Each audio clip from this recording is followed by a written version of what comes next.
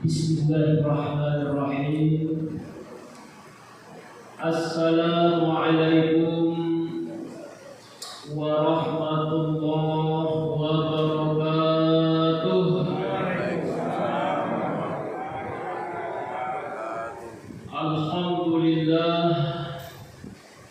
Alhamdulillahi rabbil alamin wa bihi nasta'in ala umurid dunya waddin. Wassalatu wassalamu ala asyrafil anbiya'i wal mursalin sayyidina wa habibina wa syafi'ina wa maulana Muhammadin wa ala alihi wa ashabihi al-mujahidin al-qahirin. Ashhadu an la ilaha illallah wa ashhadu anna Muhammadan abduhu wa rasuluh la nabiyya ba'da amma ba'du. Faqala Allah ta'ala fil Qur'anil Karim, a'udzu billahi minasy syaithanir rajim. Bismillahirrahmanirrahim. Wala talbisul haqqa bil batil wa taqtumul haqqa wa antum ta'lamun. Shadaqallahul azim. Bapak Ibu kaum muslimin dan kaum muslimat jemaah maghrib rahimahullah, bersyukur kita kepada Allah dengan mengucapkan alhamdulillahi rabbil alamin. Berselawat kita kepada baginda Rasulullah. Allahumma salli ala Muhammad wa ala ali Muhammad. Yang sama-sama kita hormati Bapak Ibu pengurus Masjid Baitur Rahim, yang saya hormati Bapak Ibu jemaah serta hadirin wal hadirat, kaum muslimin dan kaum muslimat yang berbahagia. Bagaimana kabarnya semua Bapak Ibu, sehat? Pak sehat Pak? Alhamdulillah. Bu sehat Bu? Badan sehat Bu? Dompet Bu? Ya benar Ibu. Kurang Ustaz. Kalau kurang kita dapat yang Bu dulu, minta ke suami Ibu masing-masing.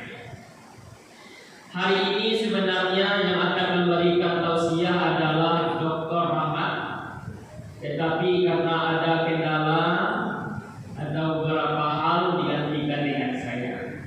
Kata pepatah Bapak Ibu, tak kenal makanya tak sayang, tak sayang makanya tak cinta. Perkenalkan, nama saya Izzy Tekrak, dipanggil Izzy.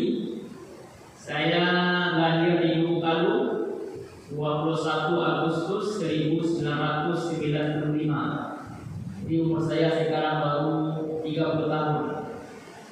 Kemudian pendidikan saya S1, S2 dan S3 saya di UI di Motor Padang, dan sudah menyelesaikan program doktor S3 di UI di Motor Padang. Kemudian saya tinggal di Mega Permai 1 di Lubuk Buaya. Itu saja Bapak Ibu perkenalan singkat dengan saya. Mudah-mudahan apa yang saya berikan nantinya bermanfaat bagi kita semua. Amin. Amin ya rabbal alamin. Statusnya baru memiliki satu istri. Kalau Ibu sudah memiliki seorang istri dan seorang putra berumur 2,5 tahun. Bapak Ibu, setiap manusia dalam beribadah pasti mendapatkan yang namanya nilai amal di sisi Allah. Malahan dengan adanya nilai amal ini menjadi motivasi bagi manusia dalam beribadah. Namun di satu sisi kita umat Islam kurang menyadari bahwa hal-hal yang akan merusak suatu amal tidak kita perhitungkan. Padahal semua ini akan fatal nilainya di sisi Allah Subhanahu wa Ta'ala. Oleh karena itu pada jumpa malam hari ini kita akan membahas hal-hal yang akan merusak amal ibadah. Dia akan merusak ibadah sholat kita. Dia akan merusak ibadah puasa kita. Dia akan merusak zakat kita, merusak ibadah haji kita dan lain sebagainya. Inilah yang harus kita waspadai Bapak Ibu. Kita merasa sudah melakukan amal begitu banyak, apalagi di bulan suci Ramadan kemarin. Tahu-tahu di bulan Syawal kita dirusak oleh hal-hal lain yang ada pada diri kita sendiri. Apa hal-hal yang akan merusak amal ibadah itu? Pertama, al-istighalu bi'uyubil khalqi. Sibuk membicarakan aib orang sehingga lupa dengan aib diri sendiri. Sibuk membicarakan aib orang artinya hal-hal yang sangat memalukan orang senang dibicarakan kepada teman. Kalau bisa kita sibuk membicarakan aib diri kita sendiri. Kita mencoba melihat kekurangan diri kita. Kita mencoba untuk mengevaluasi diri, meningkatkan kekurangan agar mencapai kesempurnaan. Kalaulah kita sibuk membicarakan aib orang, berarti lidah tidak terkontrol. Padahal dalam sebuah ungkapan mengatakan lidah memang tidak bertulang, tetapi tajamnya melebihi pedang. Luka badan bisa diobati, luka hati susah obatinya. Ibu kena pisau dari ibu ngiris bawang, seminggu sembuh. Tapi kalau hati ibu karena kata orang, seminggu sembuh.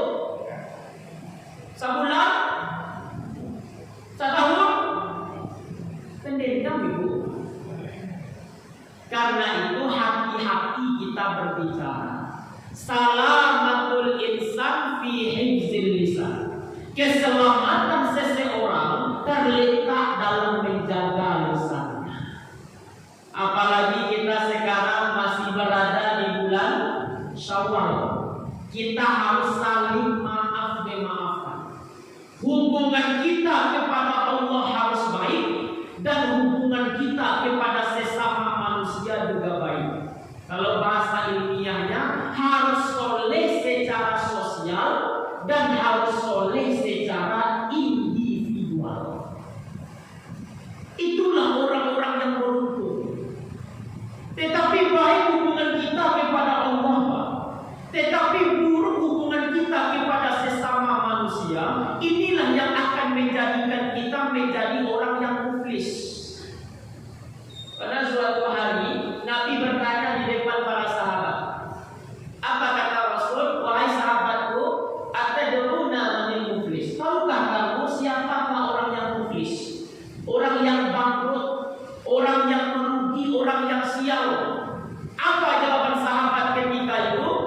Al-muflisu fina man la dirham wala mata. Wahai Rasul, orang yang bangkrut itu adalah orang yang tidak punya duit, tidak punya dinar, tidak punya dirham.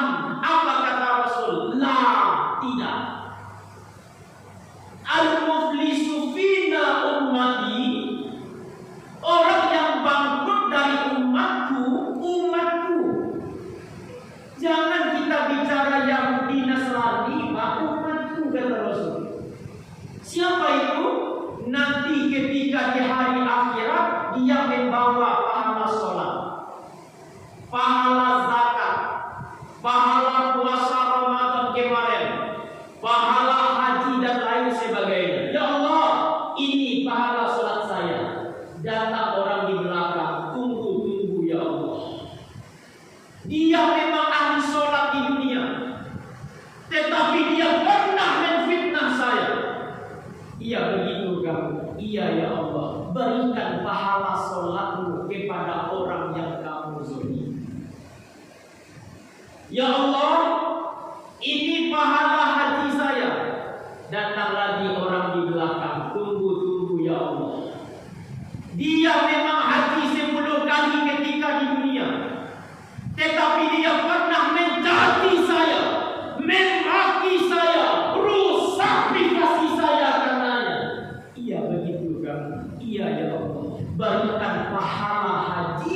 kepada orang yang kamu zalimi. Pahala diambil, dosa dikasih. Bangkrut apa? Bangkrut. Akhirnya apa? Dimasukkan dia ke dalam neraka. Artinya apa? Antara hablum minallah dan hablum minannas harus sebanding. Maka dihalal yang merupakan tradisi unik di Indonesia, Bapak Ibu. Tradisi unik di Indonesia ini ada dua, Pak. Satu mudik, satu lagi halal bihalal. Tidak ada di negara lain, adanya hanya di Indonesia. Halal bihalal itu adalah artinya merajut yang kusut menjadi yang baru, menghangatkan yang dingin. Itu yang disebut dengan halal bihalal. Artinya saling memaafkan. Kita saling memaafkan, Bapak Ibu. Kenapa? Orang yang memaafkan itu adalah orang yang salah satu penghuni surga. Suatu hari Nabi sedang berkumpul di depan para sahabat. Tiba-tiba Rasul berkata, "Wahai sahabat-sahabatku, sebentar lagi akan datang seseorang penghuni surga." Malaikat, ya Rasul, tidak manusia. Datanglah orang itu, sahabat kenal dengan orang tersebut. Lalu Umar berkata di depan para sahabat ini, "Hai sahabatku, saya besok ingin nginap di rumahmu. Boleh apa tidak?" "Boleh," katanya. Besoknya datanglah Umar pergi ke rumah sahabat ini. Dilihat oleh Umar selama 1 hari tidak ada yang spesial ibadahnya. Tidak ada yang spesial. Lalu bertanyalah Umar bin Khattab kepada sahabat ini, "Wahai sahabatku, kata Nabi, kamu ini adalah salah satu penghuni surga. Saya lihat amalan kamu itu tak ada yang spesial. Kalau boleh tahu, apa ibadahmu yang spesial itu?" Apa kata sahabat ini, penghuni surga ini? Apa katanya? "Wahai Umar, saya menjelang tidur malam hari, saya memaafkan semua orang yang menzalimi saya. Kemudian saya mendoakan orang yang menzalimi saya itu yang baik-baik." Jadi itu amalan khususnya, Pak. Sebelum tidur memaafkan orang yang menzaliminya dan mendoakan orang yang menzalimi orang. Inilah salah satu penghuni surga. Jadi momentum Syawal ini, Bapak Ibu, kita saling maafkan. Coba saya tanya sama Ibu, Bu, mana yang susah, Bu? Meminta maaf atau memberi maaf? Mana yang susah, meminta maaf atau memberi maaf? Yang susah itu memberi maaf.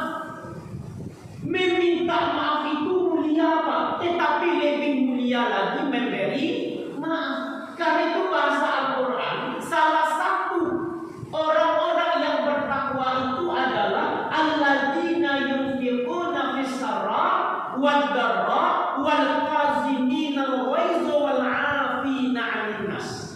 Wal 'afina 'anil nas, memaafkan manusia. Al-Baqarah 263. Qaulun ma'rufun wa maghfiratun khairun min sadaqah. Khairun min sadaqati yatba'uha. Ucapan yang baik dan pemberian maaf lebih disenangi Allah daripada sedekah tapi menyakitkan hati orang yang menerima. Pemberian maaf. Ali Imran 159. Fabima rahmatin minallahi lintalahu walau kunta fazzan ghalizal qalbi lanfaddu min hawlik fa'fu anhum. Maafkan mereka.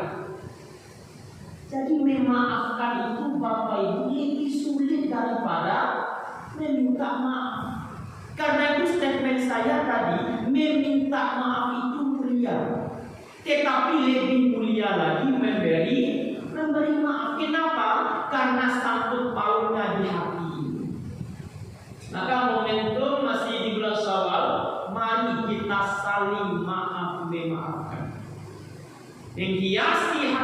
kita, menata hati kita, dan mengucapkan kalimat-kalimat yang baik. Tetapi kalau al-istighalu bi'uyubil khalqi, sibuk membicarakan aib orang sehingga lupa dengan aib diri sendiri, itulah yang menyebabkan ibadah kita rusak. Satu. Lalu yang kedua, yang menyebabkan ibadah kita rusak kata Nabi adalah qaswatul qalbi, hati yang keras. Hatinya itu cupit, dikil seperti kata dalam tegur. Maksud dari hati yang keras di sini kata ulama hadis adalah hati yang tidak mau menerima suatu kebenaran. Baik kebenaran itu bersumber dari Al-Quran maupun bersumber dari hadis Nabi. Oleh karena itu Bapak Ibu, hati ini yang harus kita jaga. Karena sumber kebaikan dan sumber kemaksiatan berasal dari hati. Makanya Rasul menyampaikan dalam hadisnya, inna fil jasadi mudghah, fa idza sholahat sholahatul jasadu kullu, wa idza fasadat fasadatul jasadu kullu, ala wa hiya qalb. Di dalam tubuh manusia ini ada segumpal daging kata Rasul. Baik daging yang segumpal, baik jugalah seluruh tubuhnya. Buruk daging yang segumpal, buruk jugalah seluruh tubuhnya. Ala wa hiya qalb. Ketahuilah daging itu adalah hati. Saya pernah tanya ke dokter spesialis penyakit dalam, Pak dokter, apa yang menyebabkan asam lambung itu naik, Pak dokter? Kata dokter spesialis penyakit dalam itu, Pak, setidaknya ada 3 penyebab. Satu, suka minum yang asam-asam. Jadi kalau suka minum yang asam, naik asam lambung juga. Yang kedua, sering makan yang pedas-pedas. Tuh ada anak muda gini makan mie gacuan dan mulai paling luar biasa. Mie narako, ayam petir, makan nasi mie narako, apa nama saudaraku? MI tidak membolehkan lagi nama neraka, nama petir. Ditukar namanya, ditukar nama oleh orang awam. Kuli jati. Nah ayam petir nama oleh do, ayam taubat. Ayamnya yang taubat, Pak, orangnya tidak taubat. Yang ketiga, kece dokter spesialis penyakit dalam itu tidak dimakan, tidak diminum. Nah ya asam lambung, apa itu? Pikiran. Stres. Kalau stres, naik asam lambungnya. Hidup ini tidak boleh stres. Hidup ini harus bahagia. Ada salah satu ulama sufi, Bu, namanya Jalaluddin Al-Rumi. Apa katanya? Bahagia itu adalah separuh dari obat. Penderitaan adalah separuh dari penyakit. Kesabaran adalah awal menuju kesembuhan. Bahagia itu adalah separuh dari obat. Ibu datang ke masjid Baitul Rahim ini bahagia tak, Bu? Bahagia obat itu, Bu. Ibu kalau diagen suami ibu ambil 2 ton bahagia tak, Bu? Bahagia. Ibu pulang minta ke suami ibu ambil 2 ton.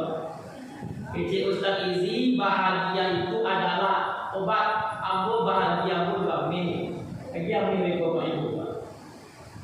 Tetapi kalau stres, 3 S-nya. Stres, stroke, stop, inna lillahi wa inna ilaihi raji'un. Hidup ini tidak boleh stres. Hidup ini harus bahagia. Bahagia itu dalam bahasa agama adalah takwa. Kita berpuasa Ramadan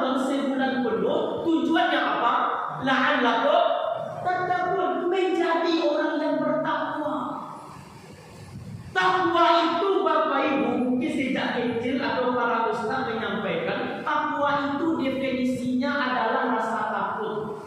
Itu orang awam itu Pak.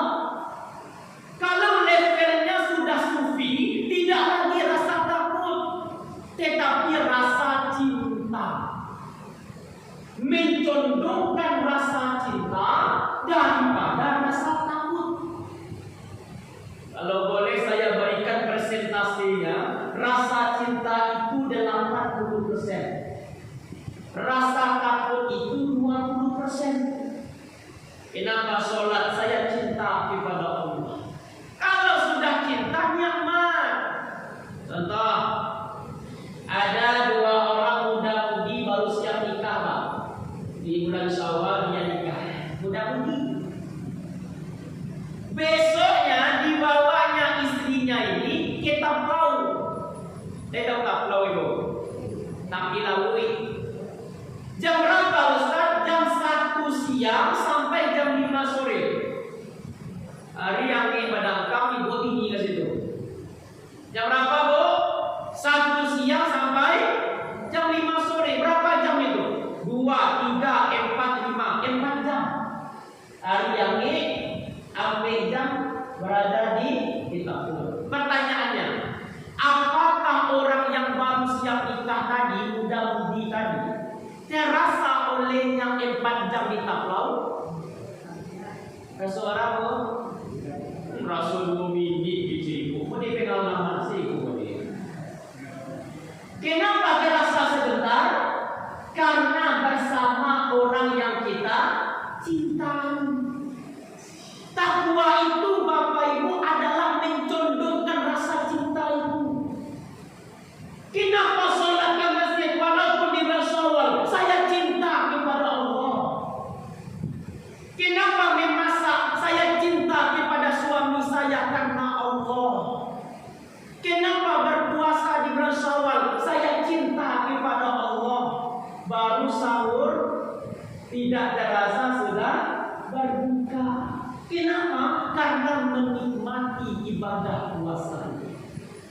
Maka orang yang bertakwa adalah orang yang bahagia. Bapak Ibu kaum muslimin dan muslimat yang berbahagia. Di mana letak bahagia itu Bu? Duit banyak, rumah bertingkat, mobil banyak. Di mana? Di hati. Bahagia itu letaknya di hati. Karena itu ada seorang ulama mazhab namanya Imam Syafi'i. Nama kitab terkenalnya adalah kitab induk. Beliau Bapak Ibu mengibaratkan hati dengan sebuah cermin. Coba lihat cermin Pak. Apabila sudah dinodai dengan bintik-bintik hitam, maka bintik-bintik hitam yang ada pada cermin tersebut akan susah dihilangkan. Begitu pula dengan hati ini Bapak Ibu. Kalau hati ini sudah dinodai dengan dosa, dinodai dengan perbuatan-perbuatan tercela, maka hati ini akan sakit. Maka rugilah orang seperti ini, baik di dunia, lebih-lebih lagi di hari akhirat. Oleh karena itu Imam Al-Ghazali di dalam kitabnya Ihya Ulumuddin membagi penyakit itu kepada 2 bagian. Ada berapa Bu? 2. Yang pertama penyakit zahir, penyakit jasmani. Yang kedua disebut dengan penyakit batin, penyakit hati ini. Apa perbedaan 2 penyakit ini Ustaz? Pertama, kalau penyakit jasmani banyak dokternya. Apalagi di zaman spesialis hari ini, cari saja dokter ahlinya. Jantung ada dokter spesialisnya, kulit ada dokter spesialisnya, paru-paru ada dokter spesialisnya, bahkan rumah sakitnya ada di Lubuk Alun. Semua penyakit jasmani banyak dokternya. Tapi kalau penyakit batin, penyakit hati ini diserangnya kita, ada nggak dokter spesialis penyakit sombong Bu? Lihat dong Bu, kalau ada aku kasih itu gini Bu. Ada nggak dokter spesialis penyakit kikir bin pelit alias abilikal yang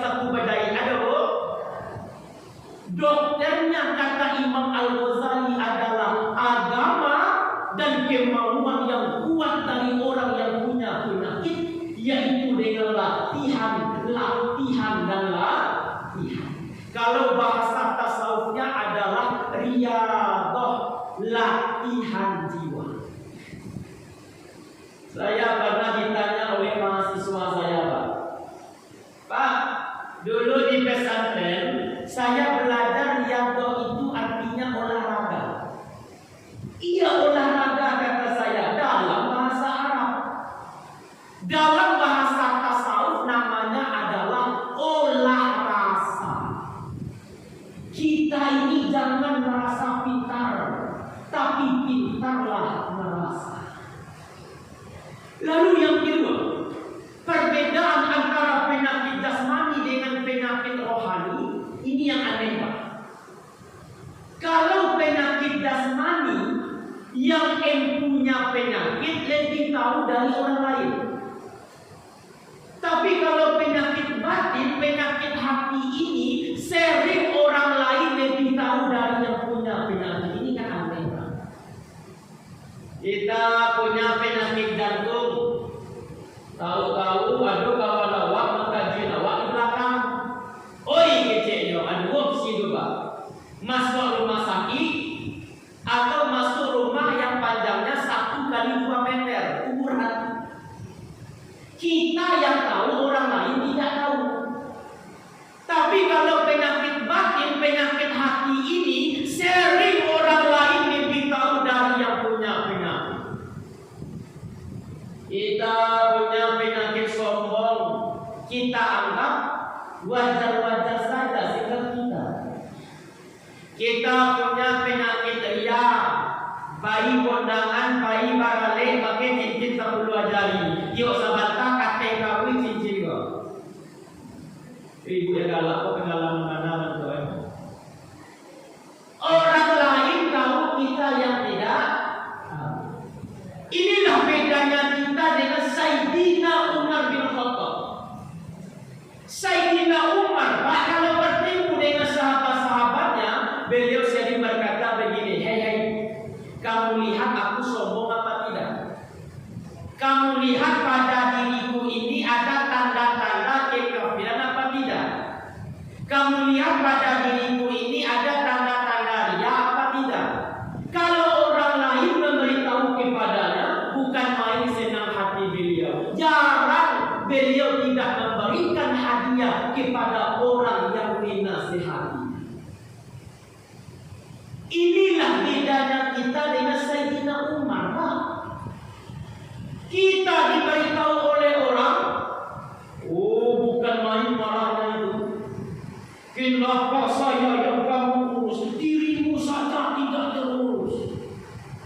Jangankan kita melakukan introspeksi, diberitahu oleh orang pun kita salah paham. Itu adalah penyakit hati. Lalu yang ketiga, yang lebih dahsyat Bapak Ibu, sehebat-hebatnya penyakit jasmani, dia hanya merusak dunia. Balik-balik mati itu saja. Tapi kalau penyakit batin, penyakit hati ini diserangnya kita, rusak dunia, hancur akhir. Kita punya penyakit jantung, mati, resiko dunia saja. Maksudnya tidak pernah penduduk neraka itu ditanya, kenapa kamu masuk neraka? Kanker Pak Malaikat, tidak pernah itu. Kenapa kamu masuk neraka? Diabetes meletus Pak Malaikat, juga tidak. Yang memasukkan orang ke dalam neraka adalah penyakit batin, penyakit hati ini. Sombong, ria, suuzon, angkuh, pemarah, dan lain sebagainya. Kita baca sebuah riwayat Bapak Ibu. Bukankah iblis itu diusir dari surga karena dia punya penyakit hati, penyakit sombong? Disuruh sujud kepada Adam, dia tidak mau. Iblis malah berkata, ya Allah, saya ini diciptakan dari api. Adam diciptakan dari tanah. Unsur api lebih mulia daripada unsur tanah. Saya tidak mau sujud kepada Adam. Apa kata Allah?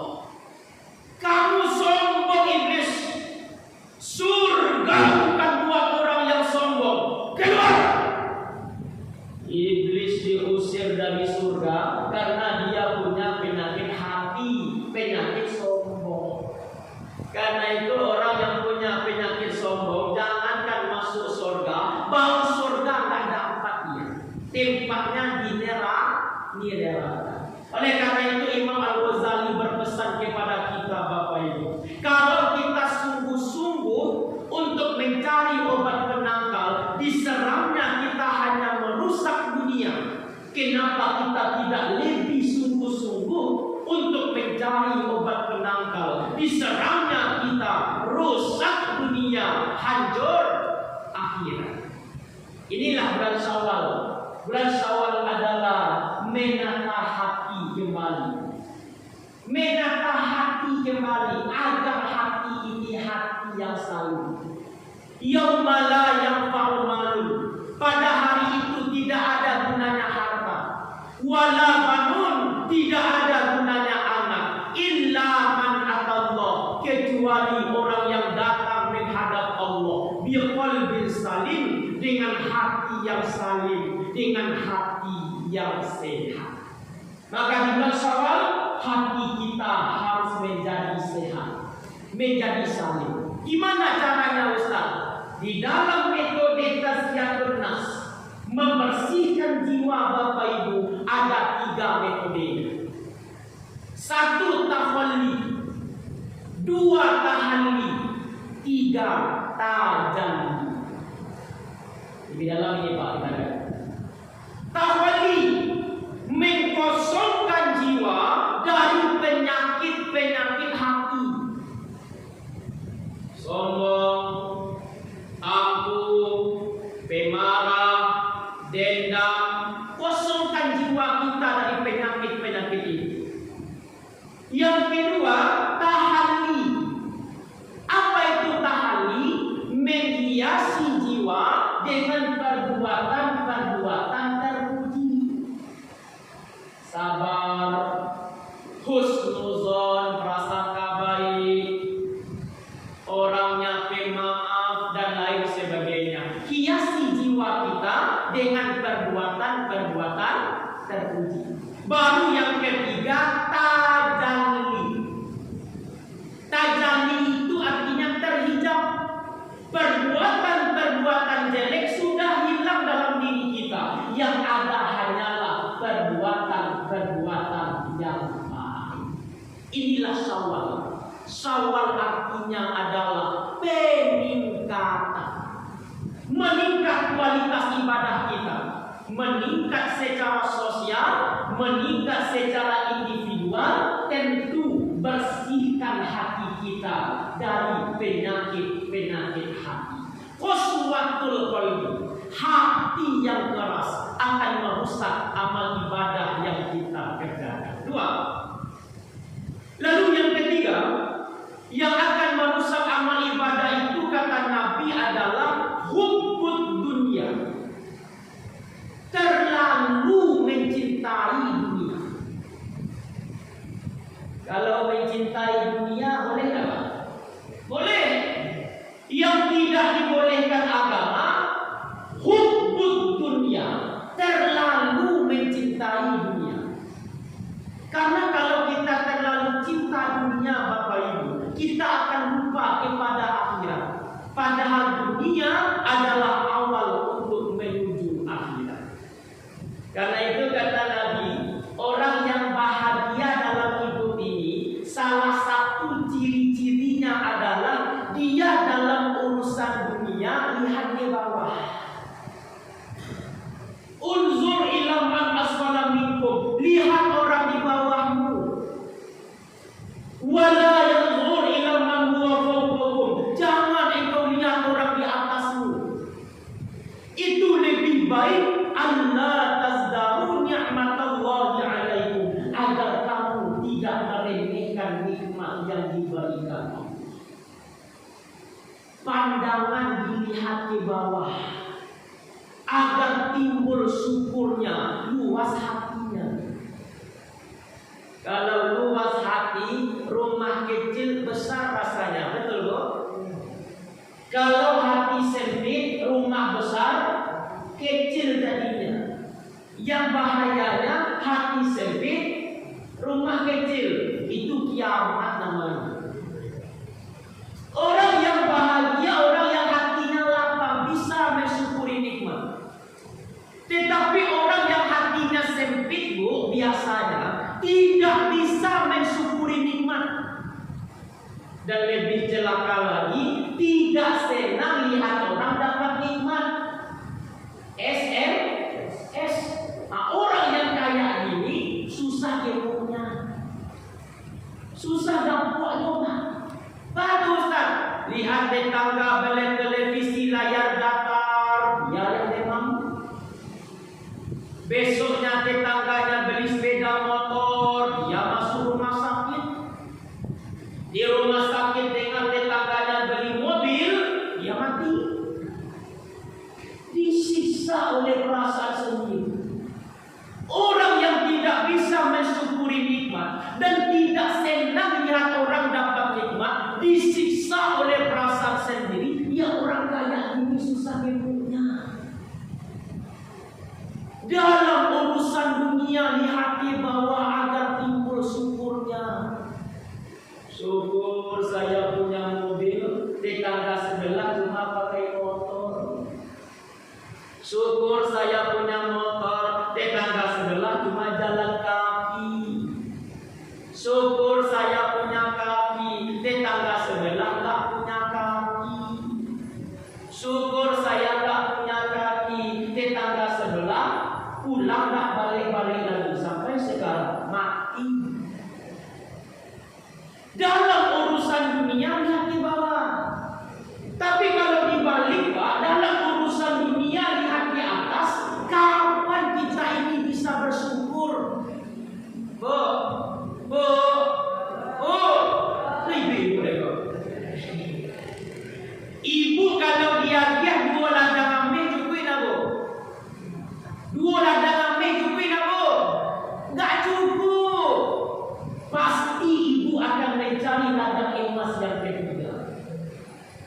Sama seperti orang lagi puasa. Orang lagi puasa menjelang maghrib itu mau semuanya. Ini ikan bakar untuk saya, ini ayam bakar untuk saya, kolam untuk saya, teh ini untuk saya, semuanya untuk saya. Yang lain tidak boleh kebagian. Nanti sudah beduk azan maghrib, Allahu Akbar, Allahu Akbar, minum air segala, makan roti sepotong. Anak-anaknya maksudnya. Yang lain tuh, enggak. Tak terapkan ya Pak. Kira-kira hidup kita begitu Bapak Ibu. Kalau hidup tidak pernah kenal cukup, kalau hidup tidak pernah kenal puas, maka dengan bersyukur kita akan merasa puas. Oleh karena itu, karena ini kajiannya agak tasawuf, saya katakan begini Pak. Definisi orang kaya itu bukan orang yang banyak duitnya.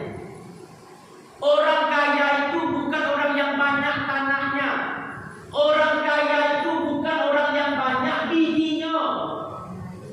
Orang kaya itu adalah orang yang selalu merasa cukup. Dan orang miskin adalah orang yang selalu merasa kurang. Jelas Bu? Jelas? Saya ulangi lagi. Orang kaya itu adalah orang yang selalu merasa cukup. Orang miskin adalah orang yang selalu merasa kurang. Hubbud dunia, terlalu mencintai dunia akan merusak amal ibadah yang kita kerjakan. Bapak Ibu kaum muslimin dan muslimat jemaah maghrib rahimakumullah, inilah beberapa hal yang akan merusak amal ibadah yang akan kita kerjakan. Biarlah sakit tema tapi diamalkan. Ada 3 tadi yang merusak amal ibadah. Satu Bu. Jadi banyak deh suami ibu beko gaji ustaz tadi anak tentu dong. Nak masuk dulu. Awak pulang dari kajian itu ada yang dibawa pulang. Ada 3 hal yang merusak amal ibadah. Satu, sibuk membicarakan aib orang sehingga lupa dengan aib diri sendiri. Semut di seberangan pulau nampak, gajah di pelupuk mata tidak tampak. Lalu yang kedua, hati yang keras. Dan yang ketiga, terlalu mencintai dunia. Mudah-mudahan kita bisa menghindari dan menjauhkan hal-hal yang merusak amal ibadah ini, sehingga ibadah yang kita kerjakan benar-benar ibadah yang mabrur di sisi Allah Subhanahu wa taala. Amin. Amin ya rabbal alamin. Kita tutup dengan doa kafaratul